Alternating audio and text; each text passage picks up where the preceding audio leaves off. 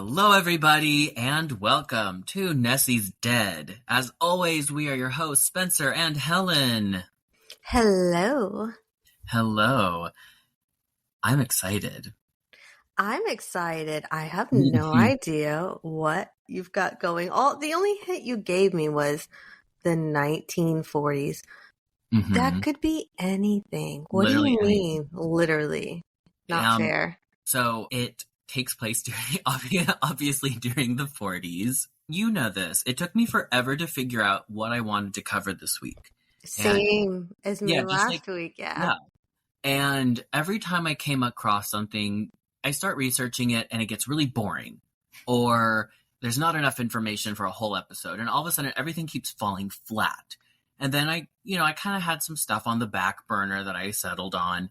And I was working on it the other night, and bestie Alyssa calls me. So shout out to Alyssa for giving me the idea for this episode. She asks what I'm up to, and I tell her I'm trying to figure out what to do for the episode. And she starts giving some suggestions. One of them is what we will be talking about. When she told me about it, I was like, what the hell is that? I look into it, and I'm like, oh my God, this is the one. This is it. And this is very different from what we normally talk about. We haven't covered this quite yet. All right. Awesome. Way to go, Alyssa. Bringing something new to the podcast. I love it. All right. So are you going to tell me? We know that this takes place during the 40s, takes place during World War II, and it's all happening in the town of Mattoon, Illinois. I don't know. Okay. Now, officially, this case, even though all of the events it's real, like this is a real thing that happened, officially it is reported as only being in the people's imagination, which I think really adds to the sense of like kind of fascination with this case. Interesting. You've caught my attention. You've got me now. So, like I said, this takes place in Mattoon, Illinois, and the people of this town were plagued with panic when, seemingly out of nowhere, a supposed Mad Gasser is leaking an unknown gas into people's homes in the middle of the night, and it's making them sick. Ooh. Yeah, it is wild. All right. I am ready to take this plunge, for sure. Okay, so this officially is called the Mad Gasser of Mattoon. However, sometimes it is referred to as the anesthetic prowler, or the phantom anesthesiast, or screwball chemist. I like screwball chemist the best. Me too. Of course. So, Mattoon, Illinois was a smallish town that was founded initially as a railroad town in 1855. The town even became a bit of an oil center during World War II, which, like I mentioned before, is when this case is going to be taking place. So during this time, Mattoon, Illinois was a regular Midwestern town, quiet, average, normal. However, that is with the context that they were experiencing a war at the time. The whole world, World War II, which really changed the day-to-day life of like everyone, obviously. Mm-hmm. Like, for instance, a lot of people were already terrified of the idea of chemical warfare. I didn't know this, but here's a little World War II trivia for everyone. People were actually issued gas masks to wear. So people carried gas masks around with them. Like children would go to school with gas masks in their backpack in case of something scary happening. You know, I think I kind of remember something about that. I feel like that's terrifying. That is terrifying. Also, during that time, they were doing something called blackout drills. This was imposed on September 1st, 1939, and it required civilians to cover or black out their windows and doors with curtains or boards or even paint. This was to help darken everything outside in case there was like a potential enemy aircraft nearby. Oh, so it would look like the town was like empty. They wouldn't see like the lights. Okay, that makes sense. Yeah, so with that context, Mattoon, Illinois is just your quiet, average, run-of-the-mill town. Nothing ever happened. Kind of, the quintessential, everything was normal until one day. Yeah. But they were, of course, experiencing the effects of the war. So they were as normal as they could be at that time. Mm-hmm. That is up until August 31st of 1944. Fun fact, August 31st is actually my mom's birthday. Oh, happy birthday, Spencer's mom. So it all starts that night of August 31st with the Reef couple. They were a pretty well-respected, kind of well-to-do couple in the area. It was Urban and his wife, Mrs. Reef. I wasn't able to find anything about her actual name, so we're just going to call her Mrs. Reef. Mm-hmm. And on that night, right before they went to bed, they noticed a bit of an odd smell in the home. And they go to the kitchen and check the stove to make sure there's no gas leak, and everything was fine, totally normal, so they go to bed. In their bedroom, they had their window open, as most people did at the time. Yeah. All of a sudden, seemingly out of nowhere, Mrs. Reef begins choking and struggling to breathe. Her lips and throat begin to burn, and she suddenly is paralyzed in the legs. This obviously is freaking her out. All she's able to do is muster up enough strength to tell her husband, Urban, that she cannot breathe. So, of course, he's freaking out too. He rushes over to her side, and all of a sudden, he too gets sick. Oh, Now, no. he did not have the exact same symptoms. His legs were not paralyzed, no burning sensation, but he did get really, really weak and begin vomiting. So, they both note that while this scary experience is happening, the room is filled with a sudden sweet odor. They're not able to pinpoint what it smells like. It's just sweet air. Also, while all of this is happening, Mrs. Reef glances over at that open window in their room, and she notices what she described as a tall, dark, shadowy figure that then dashes off seamlessly into the night and is gone. Oh, she spotted him. So when police come to investigate, they cannot deny that the couple has very real physical symptoms and are obviously very panicked. Urban definitely was throwing up. The wife definitely had short-term paralysis in the legs, but there was no trace of any gas. There was no trace of anyone in the home. There were no footprints outside, no evidence of a break-in or forced entry of any kind. They weren't able to find anyone in the area. So just a total dead end. Just confused. They do not know what on earth could have caused this to happen, right? Yeah. Now, the story obviously gets ran in the paper the next day on September 1st of 1944, but it's not that big of a story. It just runs, it's like third page news.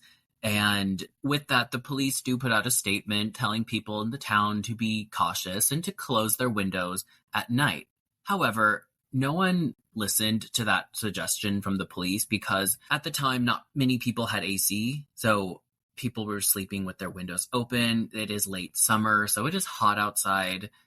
It's hot inside. No AC, windows open, right? Yeah. So the Reef story of their attack did not get too big quite yet in the media right away, but it did spread through town.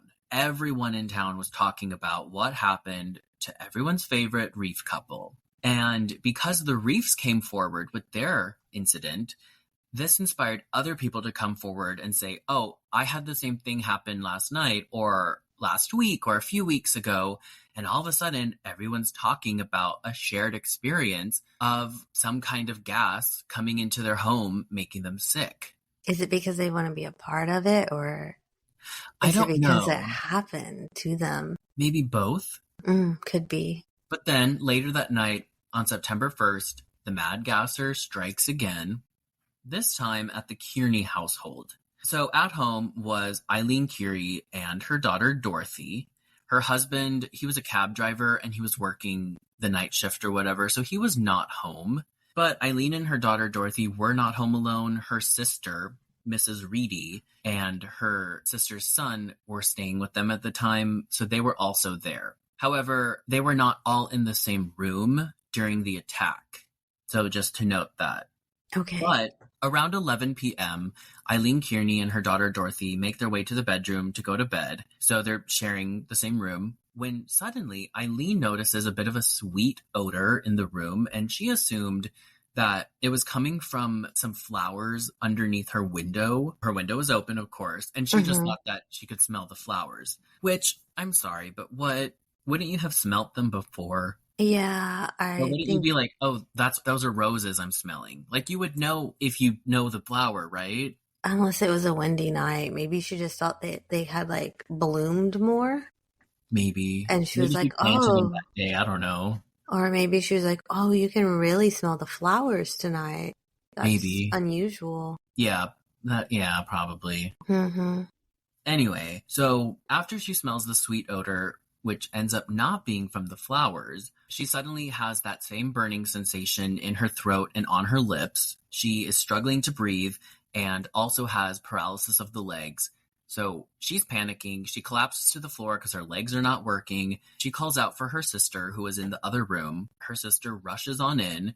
Now, when her sister gets in the room, she too notices that strange, sweet smell, and she noticed that it seemed to be coming from outside through the window. This is so terrifying. If I, I was paralyzed and started not being able to breathe, the anxiety attack that I would have, I would just die of shock.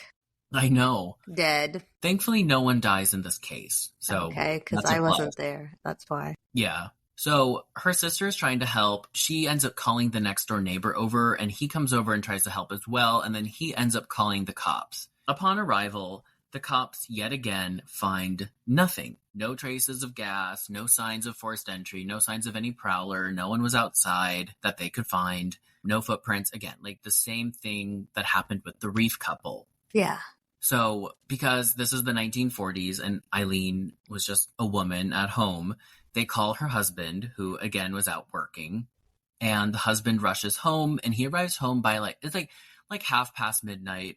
He said that when he was pulling up into his driveway, he noticed a tall man in front of their house in a tight-fitting hat and dark clothing. He immediately notifies the police of this, assuming that this was the culprit, right? Yeah. So the police go outside. They search the whole neighborhood. They are not able to find anyone fitting that description. No one's outside. Another dead end. That guy was still there, though, that long. He was just like standing out in their driveway, like, sup. Perhaps. Maybe once the cops got inside, he would have, I don't know, kind of snuck his way back over to see Oh, how and it was going. kind of like how the killer usually returns to the scene of the crime. Yeah. Mm. Maybe check on how his victim. Maybe he had bigger plans for these victims. So, like I said, they don't find anyone. And Eileen's symptoms start to go away within like half an hour and everything's back to normal. So they're like, okay, what? Like, what is going on? Mm-hmm. And out of fear, the family, they decide to leave and they stay with a relative nearby for a little while. I mean, I would do the exact same. Yeah, because it's hot. You can't shut the window. I mean, you just got attacked by someone who knows where you live. Mm-hmm.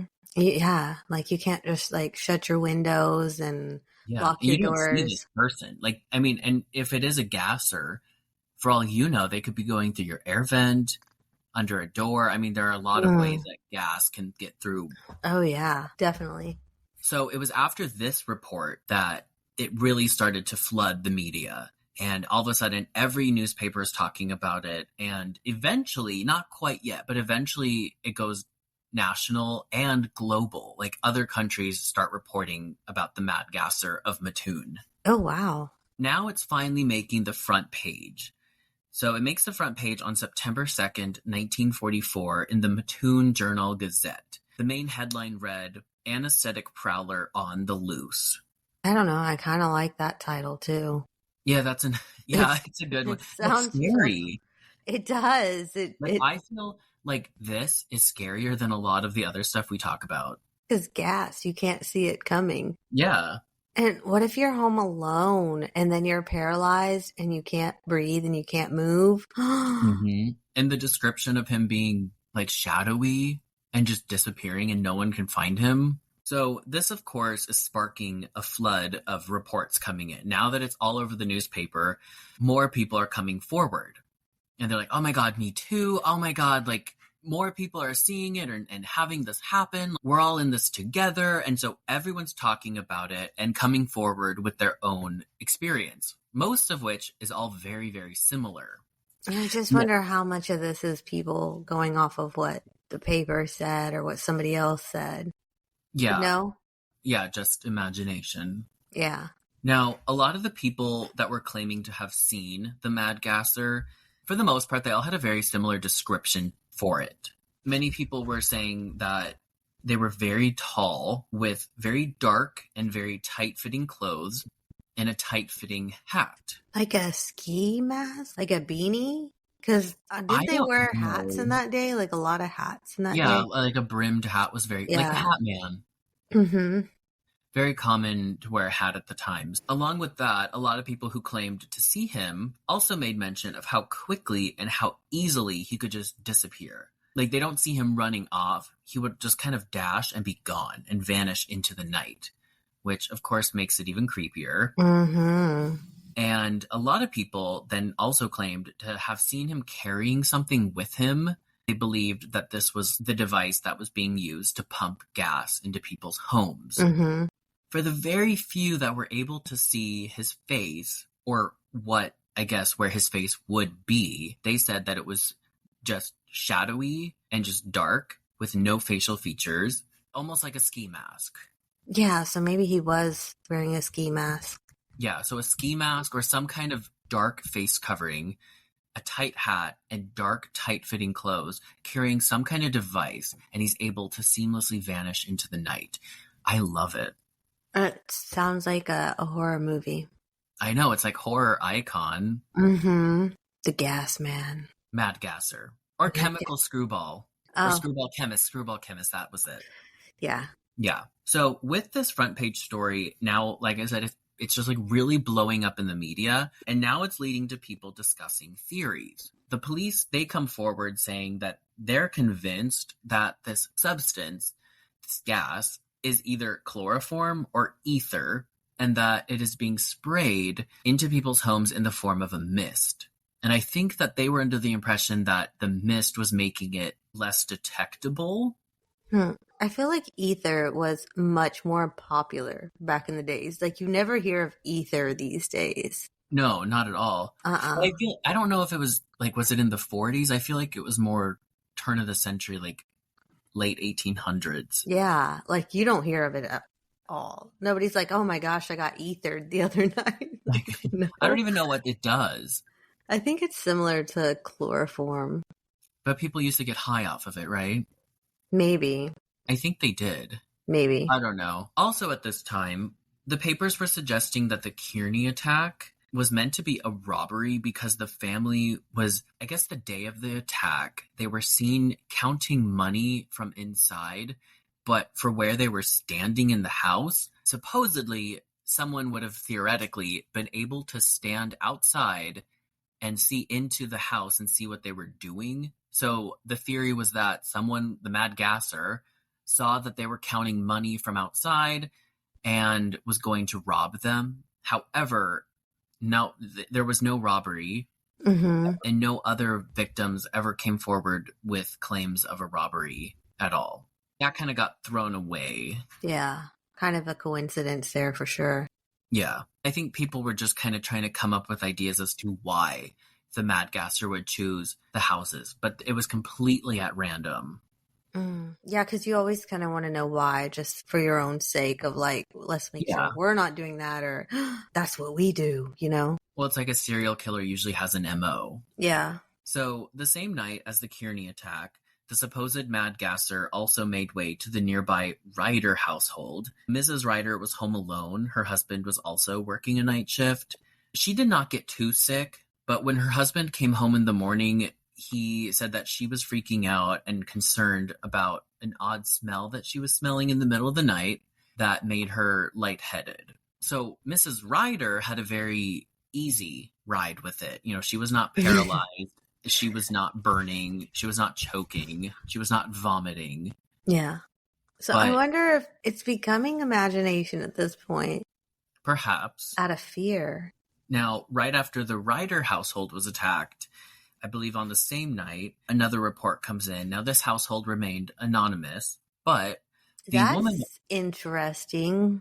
Yeah, there were a few anonymous ones, and most of the ones I'm talking about were the ones that everyone else was talking about, but there were like hundreds of reports. Oh, that's weird. You would want to be anonymous when it's an attack on your house, I feel like you would want people to know, or even everyone, so that maybe it wouldn't happen to you again. Maybe. Maybe. I don't know. I Okay. would maybe want to be anonymous, perhaps. I don't know. I don't I know. I don't know wouldn't. how I would react. I'd sing it on the mountain. Well, I would, Yeah. Yeah. We'd be talking about it here, actually. Yeah. Now, for the woman who has remained anonymous, she claimed that in the middle of the night she woke up to an odd, sweet smell in the home. She went to check on her children and they were all throwing up. After these reports came in, this is when the story starts to break nationally and really becomes very sensationalized in the media. The New York Times reported on this, referring to Mattoon as a town under siege by an invisible menace. Mm. And anytime that any paper came out with some kind of scary headline or sensationalized story about what was happening in their town, people would get more and more freaked out. Mm-hmm. And more reports would come in. And then a Chicago-based radio host suggested that the Mad Gasser was from the Nazi Party and was actually performing what was only the beginning of some awful chemical warfare on the Mattoon residents. Oh, that's terrifying for the times. I know. This is the very end of World War II. Yeah. But, they didn't know they were at the end of it. And they're already terrified of chemical warfare. They're terrified of a Mad Gasser. And now this Chicago-based radio host is going on and on about how he thinks the Nazis are already invading Mattoon. Of course, that sent everyone into extreme panic mode. It made everything worse. But then, September 5th, 1944, the Mad Gasser strikes again. Now, he continuously was supposedly striking every single night. But again, these are just the reports that had the most information and were talked about the most at the time. For this next one we're talking about, it revolves around the Cordes couple. So we have Carl and Beulah Cordes. They arrived to their home around 10 p.m. the night of September 5th, 1944. Upon arrival, they went through their back door to get in. For whatever reason, Beulah walks through the house and opens the front door and goes out onto her front porch. I don't know why. Maybe she was getting the mail or checking something. But when she was on her front porch, she notices a small white cloth sitting there. Now, it's described as being really small, like a handkerchief, but I don't know why she does this. But she bends down, picks it up, and smells the unusual white cloth. Who does that? I know, Ew. Not victim blaming, but why did you smell it in the midst of a Mad Gasser on the loose? That makes no sense. I just want to tell everyone, if you find something odd sitting on your front porch, leave it alone. Don't smell it. Let's not go around smelling things. Now, after she smells it, she does fall very sick. She is unable to speak and has the now infamous burning throat and burning lips. It is not confirmed, but there are reports that say that she was hospitalized after smelling the rag. However, we do not know if that is true. I cannot confirm that, but I know she did get sick. Alongside the toxic white cloth that she found and smelt, also on her porch was an empty lipstick tube and a random skeleton key. Odd. Very odd. Now, for anyone who doesn't know, a skeleton key is a key that is designed to open any door. It's like a universal key, but it only works for one building. You have a skeleton key for your house and it'll open every door to the house, inside and outside, but it's not going to open every door in the world. Yeah. So I was wondering if perhaps the supposed Mad Gasser was not very bright, and maybe someone was like, here's a skeleton key, it opens everything, and maybe they thought that it would help them get into this person's house. Oh, perhaps. And that's my best guess. Or maybe he was going to sneak in and surprise him, and they surprised him and he dropped everything and ran. He didn't realize they were coming in through the back door, perhaps. But the empty lipstick tube, that's I don't odd. know what that one's about. That's what makes me think he was startled and maybe it fell out of his pocket, or maybe... Why did he have an empty lipstick tube? Who knows? People are weird, man. There's some freaky stuff out there. Yeah, I mean, I guess if you're sneaking into people's homes and windows with Yeah. mad gassing, why not carry empty lipsticks? Probably has a lot more weird stuff in his pockets than that. Probably, yeah. Yeah. But this was very confusing for investigators. Now, the white cloth kind of made sense, especially considering it made Beulah Cordes sick. Hmm. However, they couldn't figure out why they would have the skeleton key and lipstick tube left behind, and a lot of people suggested that it probably, like you said, just fell out of the Mad Gasser's pocket. I wonder if he was going to break in and he had planned to use the cloth to like put over their faces. Oh, yeah. Like Yeah, if he instead of was, spraying it in through the window. yeah, if he wanted to have like that personal encounter now. Oh, gotcha. Kind of Mhm. like certain serial killers that do like stabbing or strangling.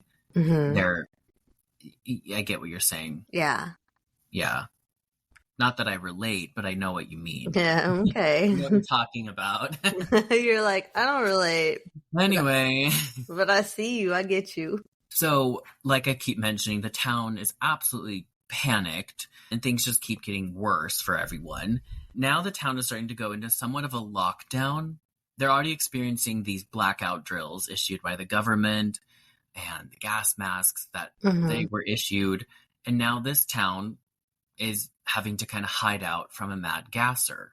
Wouldn't a lockdown make it worse though? Because now you're forced to stay in your homes. I think so. I don't think it was like an issued lockdown. People were just kind of locking down. But I agree. I feel like being in your home, that's where everyone's getting attacked. Yeah.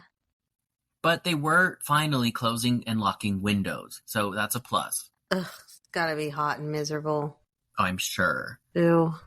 Hardware stores were actually running out of caulking because everyone was using it to seal their windows shut. People were even stuffing rags under their door for just extra safety measure. Yeah. People were not really hanging out. By nighttime, everything was closing early. Everyone was kind of keeping to themselves. We also had neighborhood watch groups popping up. The first one was led and started by World War I veteran Frank Henderson on Richmond Avenue. Him and his vigilantes would take turns monitoring the streets, and they would have baseball bats and guns and other weapons and tools to protect themselves and to catch the Mad Gasser. Mm. Now, this, of course, also inspired other watch groups to pop up around town. However, I think there was a little bit of an overreactive response through doing this because they started attacking anyone who was outside after dark alone. Like everyone was the suspect. Oh, Like that sucks. there was a kid and he was chased by a watch group for like 6 miles Oh my because he was god. doing paper delivery. He was just on his paper route. Aww. So people kind of got a little crazy with it. Or like one guy was out walking near a railroad track and they beat him up. And I I, mean, they I at mean, people are least, panicked. yeah, but they at least should ask some questions first. Yet maybe catch the person, not beat them up. How do you run down a kid though, a newspaper kid, and not notice it? Like, I But he's don't just, know. I don't think he's our guy. I know. Why did it take 6 miles? For real. This like mania or fixation was also spreading to children, and children during the midday at school were running to the nurse's office with weird symptoms, claiming that they were attacked by the Mad Gasser during class. Oh, poor kids. They're just freaked out.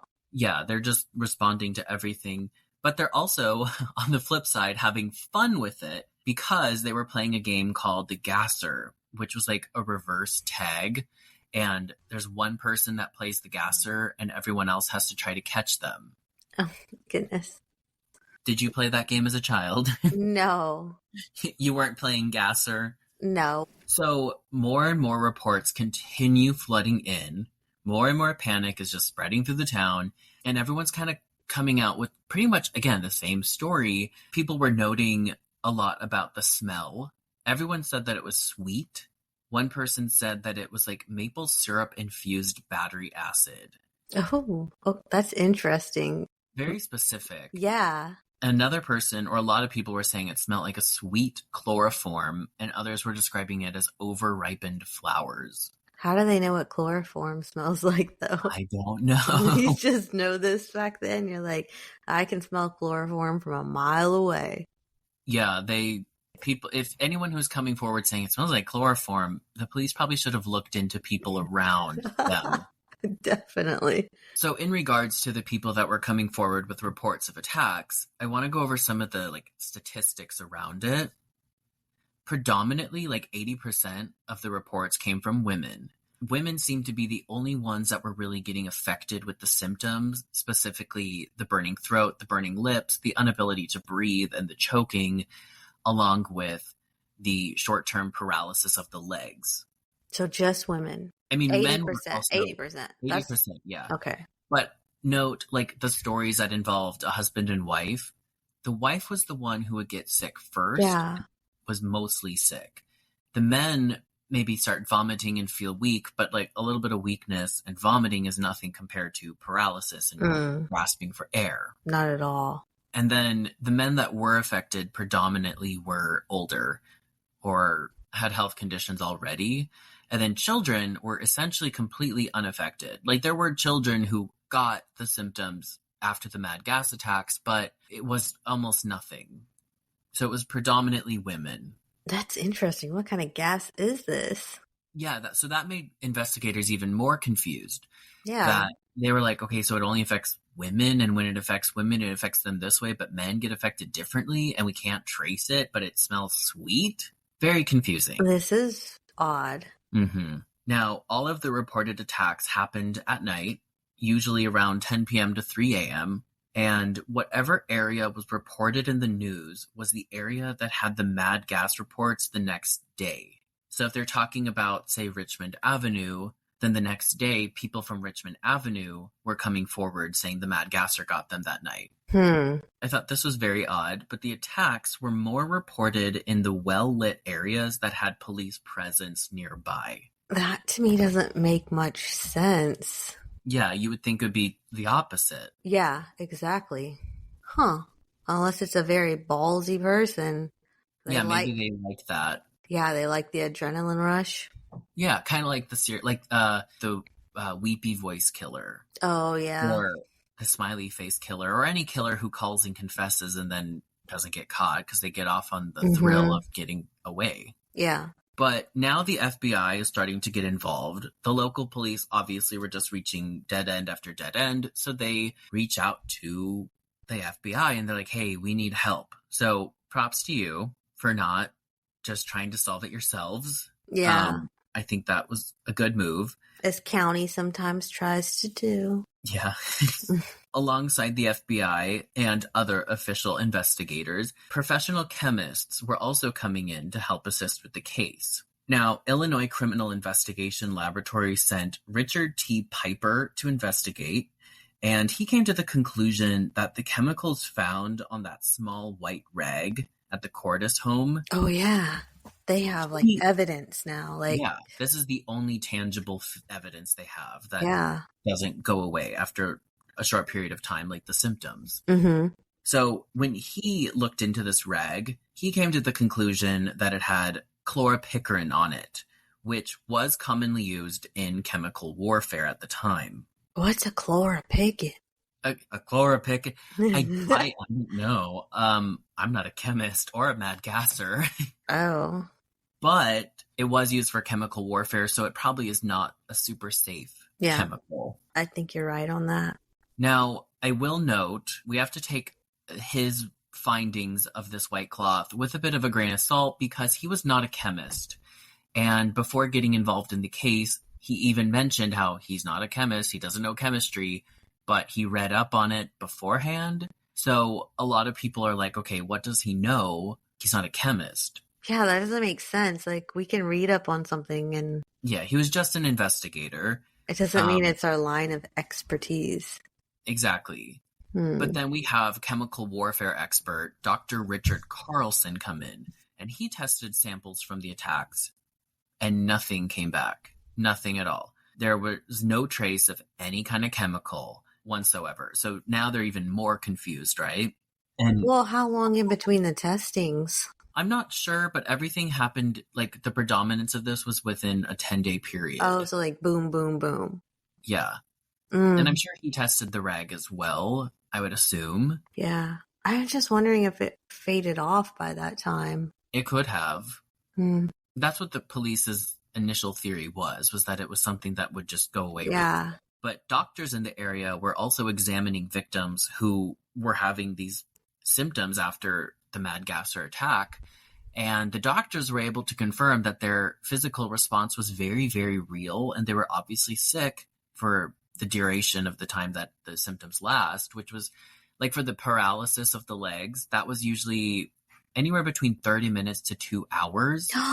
No. Yeah, the 2 hours is a long period of time to not. I would be so terrified that I was actually paralyzed now. Yeah, permanently. 2 hours waiting for it to go away. I would be I know that sounds thinking, horrific. yeah. The doctors were also able to confirm that in blood tests and any other kind of medical testing that they did, it all came back negative for everything. Like they couldn't figure anything out Oh, the either. blood work came back negative. Yeah. So they're not Mm. pulling anything up. The chemists aren't pulling anything up. Investigators are not pulling anything up. The only thing that is really happening is physical symptoms. Then on September 13th, Police Chief Cole comes forward with a statement blaming a local chemical plant, the Atlas Imperial Disease Company. He explained that any actual incident with the gas exposure was coming from this plant and that the rest was nothing more than mass hysteria. I mean, it could be. Well, the catch with Well, all that, right. I'm sure you're gonna. I mean, we'll kind of circle back, but the catch with that is that they never investigated this plant. They just kind of threw the blame at it. Oh, they just like threw this out there to the wind, like, oh, it's gotta Yes. be okay. Now, alongside the blame for the chemical leak coming from the plant or whatever, the police also said that any person who saw someone outside, like seeing the Mad Gasser, Hmm. it was all being dismissed and considered nothing more than coincidence alongside the mass hysteria. So all the claims of prowlers were dropped. Oh, wow. But if it was actually a prowler, then now it's just like, Now he's really getting away with it. yeah. Yeah. So Police Chief Cole went on to specifically blame a chemical called carbon tetrachloride, which does have a sweet odor and it can cause dizziness, nausea, and fatigue. However, it is not known to cause burning sensations or cause you to not breathe or short-term paralysis. Oh, okay. So that kind of eliminates that. Yes. And the chemical plant did not use that chemical in anything other than their fire extinguishers that they had on hand. So they're not using that chemical. It's just in the fire extinguisher, which could be found in any place of business, really. Yeah. And if the prowler was using a fire extinguisher, that would be very noticeable that it was a fire extinguisher because it makes a mess. The management for the Atlas Imperial Diesel plant did not like the police chief just coming and blaming them, especially without having conducted any official investigation. Oh, I'm sure. Can you imagine just your business being blamed and you're like, you didn't even test anything or come in here? Yeah, well, they went like hard coming back and they came forward and they were like, this is absolutely ridiculous. The police chief, nor FBI or any investigating chemist came by to check anything out. They also went on to say that they do not use that chemical in anything other than the fire extinguishers. They also explained that nobody working in the plant had had any sickness or anything similar to what these reports were like. Oh, yeah, that would be like Yeah, your, like they would all be dead. or they would have had paralysis or trouble Something. breathing. Somebody there would have had an incident. Yeah, and no one that lived nearby reported the Mad Gasser. Yeah. So, the proximity too. It would be the houses closer to it yeah, if that was the issue. exactly. Along with that, they had just passed a regulation thing for the chemicals and like safety hazards and whatnot. They had, I think the month prior, they had just passed all of that. Oh, okay. So there was no known way for any chemicals to be leaking anyway. They went out of their way to really be like, the police don't know what they're talking about. This is terrible. So they fought back pretty good. But then As they should. And here I was like, yay, the police are. we're Never figuring. mind. Scratch that. Well, state's attorney William Kidwell commented on the police chief's finger pointing and lack of evidence, saying how it was ridiculous. And he also went on to say that he believed that a real person still could be behind the Mad Gasser attacks. But all of the investigation ceased because the official word was nothing more than the mass hysteria. I'm kind of leaning towards that, maybe. Yeah. Well, and that is what it officially, like, that's the official word. It is nothing more than a case of mass hysteria.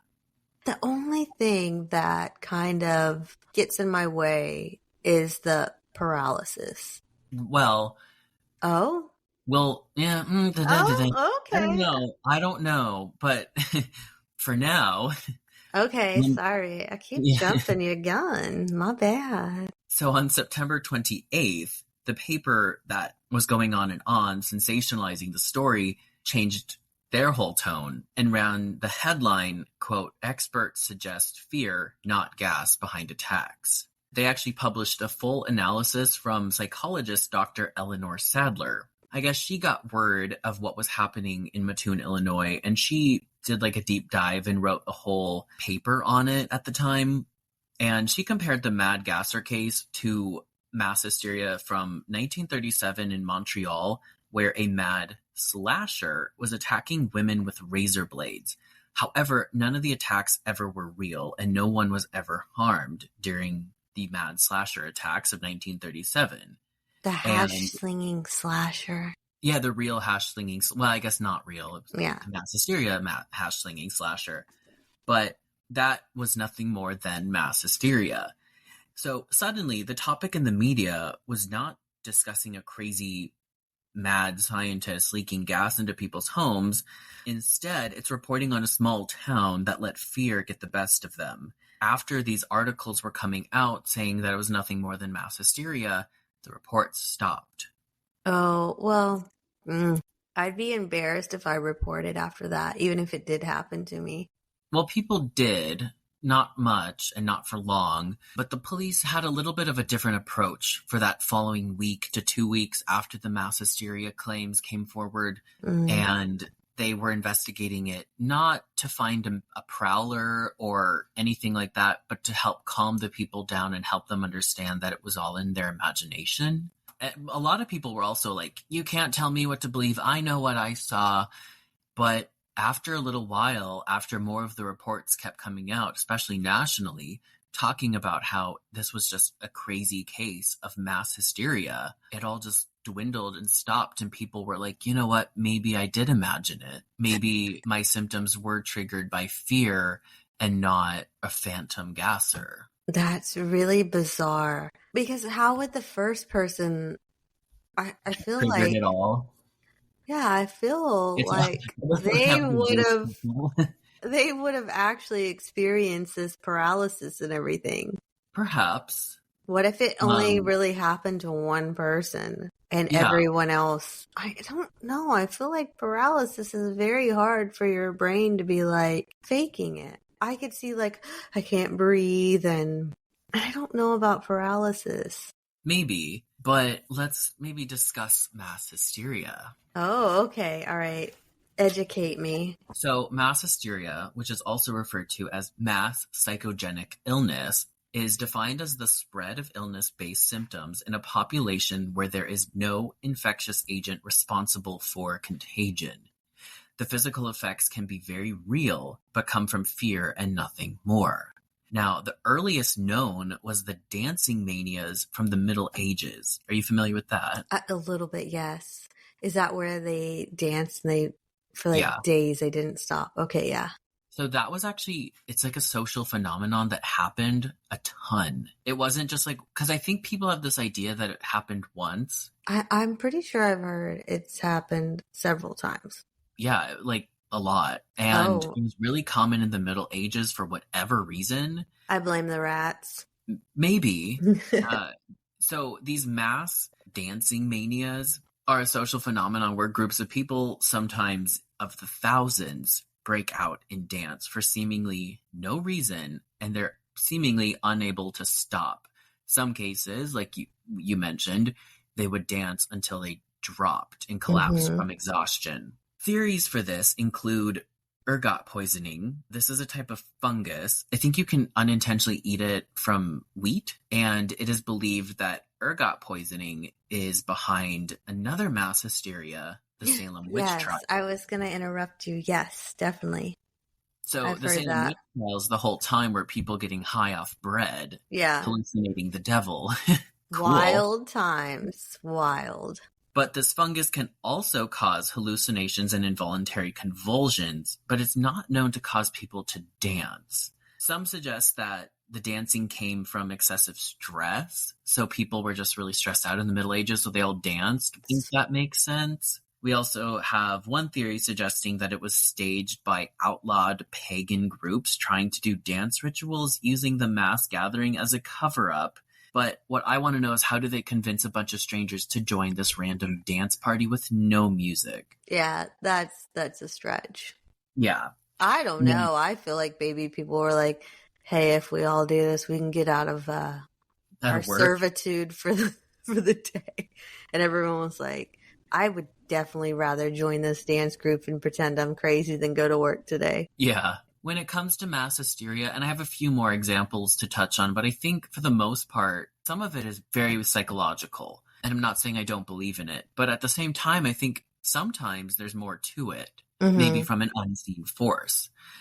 Now, it seems to be weirdly common with school children as well. I found tons of examples of mass hysteria in schools. I have a few that I want to talk about briefly, the ones that I thought were the most interesting. We have a relatively famous one, the laughing attacks with the Tanganyika laughter epidemic in 1962, when 14 different schools in the area had a combined 1,000 children suddenly and uncontrollably laughing. That's really bizarre. Scary. Imagine being with the teachers. I thought you were going to say like a classroom or one school, and I was going to be like, nope, okay. 14 schools. 14?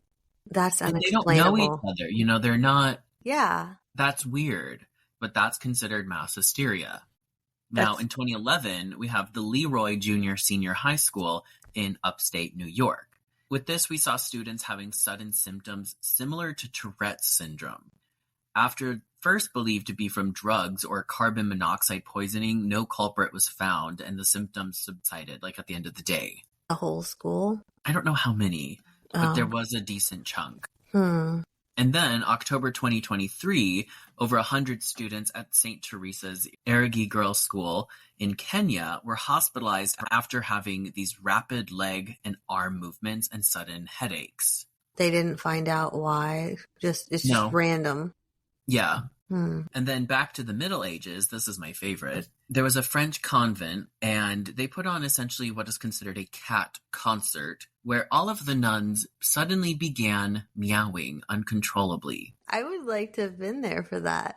I know, that one's amazing. That one is funny. Oh, the poor nuns, though. They're just looking at each other wide-eyed, meowing. Trying to pray. It's the devil.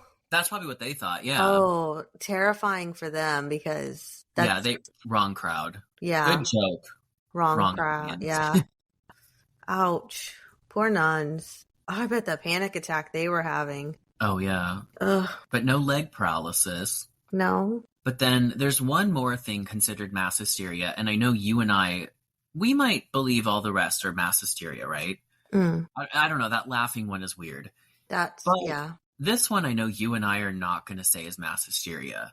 In 1994, we have the Ariel School UFO incident in Zimbabwe. Oh, that happened, 100%. That happened. Oh, yeah. Not mass hysteria. This was aliens. Aliens. This is where, for anyone who doesn't know, this is where 62 students all saw the same alien visitation, and it's classified as mass hysteria, but even now as adults, they all still stand by what they saw. And the area that they claim to have seen the UFO land had burns in the ground from some unknown thing. A spaceship landing. Yeah, they definitely saw that. And I think we have mentioned that one on a other episode. I don't Yeah, we remember. mentioned wanting to talk about it, so Yeah, that'll definitely be an upcoming episode. that'll do for But it's now. not through the approach of mass hysteria, it's through the approach of aliens. Yeah, that was real. Now, speaking of real, or I guess not real, there are some theories as to what the Mad Gasser of Mattoon really was, or what it was all about. Now, of course, mass hysteria is the official report. It is what everyone has settled on. But there are, well, everyone for the most part, there are people who do not buy that. I think especially considering the fact that this was during World War II. Chemical warfare was a very real, very scary thing happening at the time. It's not too much of a stretch to suggest that it was potentially the government testing chemicals on civilians. Oh, I Which is believe something that it. has 100% happened. Mm-hmm. And, maybe the government was testing out some kind of chemical. They were like, let's just dump it on this random Midwestern town. They threw a dart at a map. They ended up not using the chemical because it didn't have lasting effects. I believe it. I think that could very well be a real thing. Yeah, definitely. When are they not using us as guinea pigs? Exactly. Our food, our water, everything. Yeah. Another theory is that they were testing civilians, not using real chemicals, but the government was doing these tests for civilian readiness to see if they would hunker down and gather together against a potential foreign enemy. So they created this illusion of a Mad Gasser to see if this mass hysteria would strike in the people, to see if they could get them to come together against enemy, right? Mm-hmm. Similar to the blackout drills that we talked about in the beginning of the episode. Yeah. I don't know. That seems like a lot of work just for that. Yeah. I don't really buy that one. No, the government doesn't go through that much work for the people unless it's to benefit themselves in a negative way for us, usually. Yeah. Now, another theory is the industrial pollution, similar to what Police Chief Cole said with that industrial plant. And a lot of people do think that it could have been that, maybe some kind of runoff situation that was not traced. But again, I don't think that makes much sense. Yeah, me neither. And then, of course, the last theory is there was an actual random person who was the Mad Gasser, and they really were putting out some kind of chemical in people's homes. Also, and then, of course, mass hysteria. Yeah. I don't know where I sit on this. I kind of sit in a mixture. Maybe there was somebody from the military or the government that was going around doing this, and maybe not to everybody, maybe one or two or three of those cases, and then word travels, and then all of a sudden it's happening to everyone. Just like if somebody gets sick, all of a sudden you're like, oh, I feel like I'm getting sick. But then you never get a temperature. You never actually get sick. You just kind of sit in that limbo right there. Oh, I do have a sore throat. Oh, I do have a cough. Oh, I'm getting congested. But I feel like it's just your mind convincing you because you were exposed to it, if that makes sense. Maybe a handful of them were real incidences and the rest was mass hysteria. Mm-hmm. That would make sense. That's what makes sense to me because everyone's got their windows open. And if you've heard it's happening to a couple people, that's really scary. You smell something that seems to be strange or different. All of a sudden you're like, I can't breathe. But the thing about it is the paralysis that gets me. To me, that seems very difficult for your brain to fake on mass hysteria. Paralysis just seems so intense. Yeah, very intense. Right. I mean, according to mass hysteria psychology or whatever, it could happen. Like anything and everything could happen through mass hysteria. It just seems very dramatic. Yeah, you would think maybe if something triggered the anxiety to then be like, oh my God, I'm paralyzed, even though you're not. Mm-hmm. Whereas in these cases, there was no anxiety triggering it at first. Like with the Reef couple, there wasn't talk around town of a Mad Gasser unless Mrs. Reef was just so concerned about chemical warfare. I'm not sure. She freaked herself out. Maybe. I wonder what the propaganda of the chemical warfare was at the time. If there was a pamphlet that had signs, or if I'm you not sure. experienced this, this, and this, and maybe paralysis was listed on there. Oh, maybe. Any World War II experts out there weigh Yeah. in, please. Let us know. Because then that would make sense. That's going to be a sign that you're looking out for. Yeah. Other than that, I'm left thinking it may have happened to a handful of people, maybe the first couple of people, and then after that, mass hysteria. Everyone was just freaking out that it was going to actually happen to them, and the stress and anxiety of it. And then, of course, you got to think about this town, and it does kind of sound like an everybody knows everybody almost, just from the way, you're going to get wrapped up in all of that, everyone talking about it, and then, I kind of want to be a part of this now. I feel like a lot of those people that came forward were just trying to get the attention and be like a part of the scoop of like. Yeah, like the Salem witch trials. Just kind of wanted to be like, everybody's talking about Betty. Why is Betty getting all the attention? So then they're like, it happened to me and John too. Yeah. To me, that makes sense. It does. But that's all I have for you on the Mad Gasser of Mattoon. I love it. That was so interesting and definitely different than what we do. But still, it's still stuck in with... It's still spooky. Yeah, our weird, quirky, spooky. I like it. Loved it. Well... Thank you, Alyssa. Yeah, thanks, Alyssa. Bringing that over to Nessie's Dead, the podcast. We definitely appreciate it. But yeah, that's all I got for theories. Same. I guess with that, we'll say... Good night. And pleasant nightmares. Bye.